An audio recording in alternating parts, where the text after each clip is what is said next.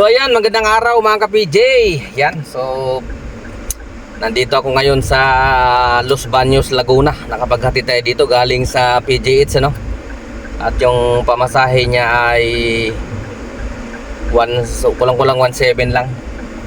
Ayun, pwede na rin. Pinagtsagaan ko na kasi tanghalin ako nakabiyahe. Ano na? Mag-aalas 7 na ng umaga. Wala, may nasikaso pa ako kanina eh.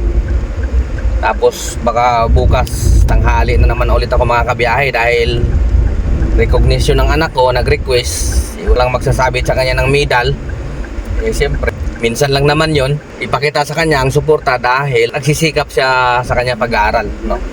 Sabihin, mas sikap yung bata. Kaya kinakailangan suportahan natin. Di bali nang mabala tayo sa biyahe, okay lang yan. Kaya nga tayo nagsisikap din eh sa pagbibiyahe. Nagsisipag para sa kanila, di ba? Sa pamilya.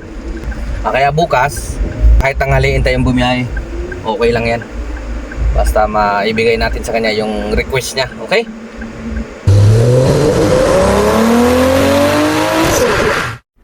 So ngayong oras pala ay alas 12:41 na ng tanghali, no? At yung earnings natin ay 3,792. At naka 10 bookings, ano? Ngayong araw nga pala ay Huwebes, April 10, 2025, no? At sana makakuha tayo ng pasahero dito sa Los Baños, Laguna, papuntang Maynila. Sana lang para naman hindi talo. Okay? So mamaya update ko kayo mamaya kung makakuha tayo. So ayan, mag-drive thru na lang muna tayo. Wala na tayo makakarating doon sa ating suki. Kaya dito na lang muna tayo drive thru sa McDo. Pwede na muna ito pantawid gutom. Wala na yo, mag 12:56 na eh. Kaya pagtagaan muna natin itong drive thru at kahit tinapay lang. So yan na nga, nagano na lang tayo. Drive thru, double cheeseburger. Ayos lang ba yun? Ay, magkano? Magkano ma'am? 202 pesos na. I receive 200. Change ko na lang 3 pesos. Ay, Last thank window na you. po tayo. Thank you. Habang tumatakbo kumakain. Ako waiting pa.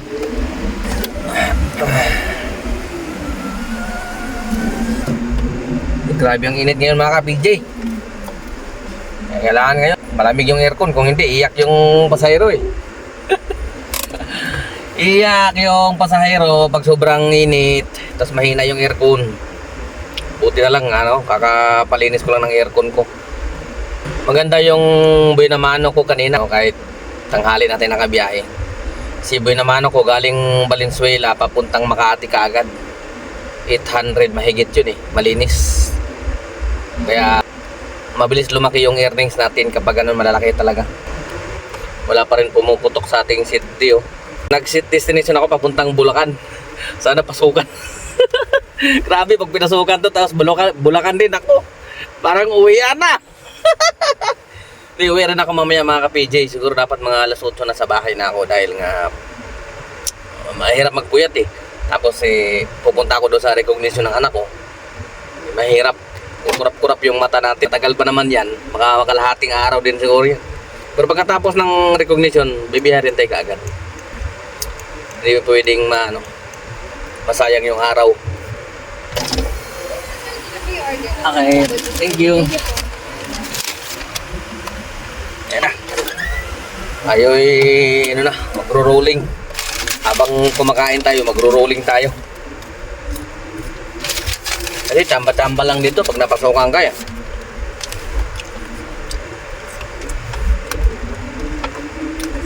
Sana hindi mo makakuha dito, sana sa Kalamba makakuha man lang tayo. Para hindi talo. Mahirap pala kumain ito habang tumatakbo. Subo na muna siguro natin to. Kumain na muna siguro dito sa malilim. Hirap kumain pa na ito pag di kagaya yung sa dali pinakabalot lang sa Nakakarton, no? Kain muna tayo mga ka-PJ. Yun, no?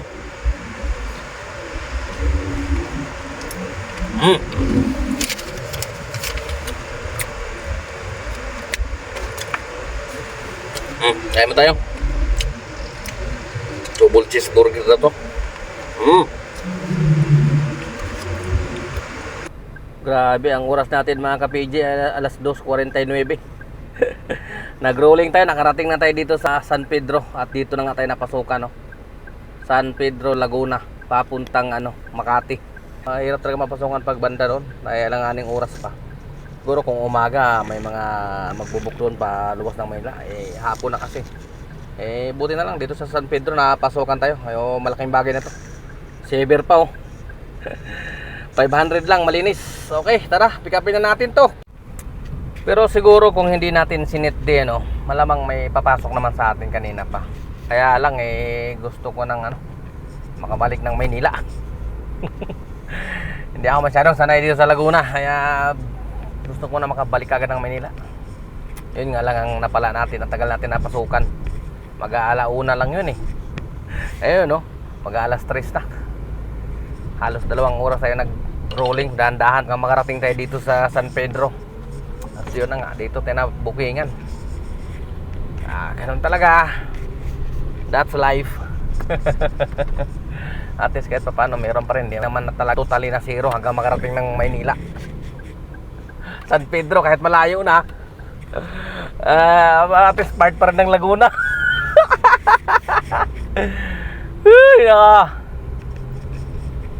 At least nasa Makati na tayo. Siguro pagdating ng Makati tatanggalin natin yung seat para doon mabukingan tayo ng maayos-ayos.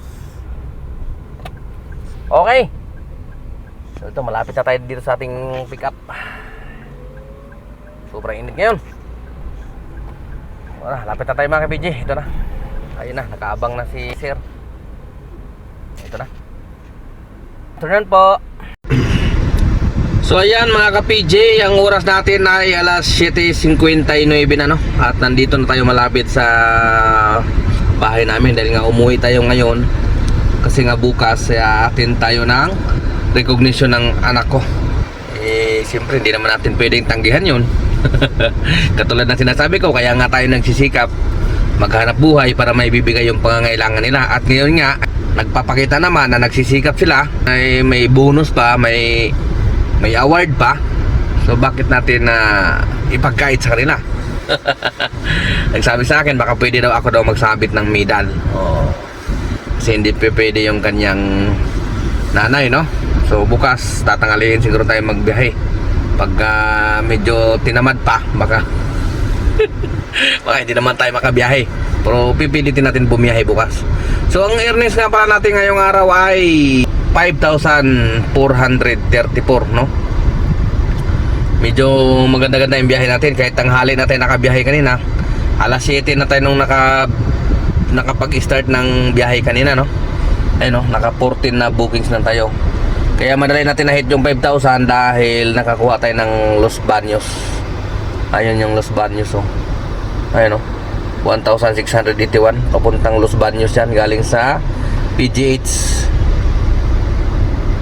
Ayun, oh. Okay. Tapos yung buhay na mano din natin, malaki din, 836 buhay na mano galing Valenzuela, no? Papunta sa Makati. Okay. Hanggang dito na lang muna siguro ako mga ka-PJ, no? At ako'y magpapaalam na muna. Okay?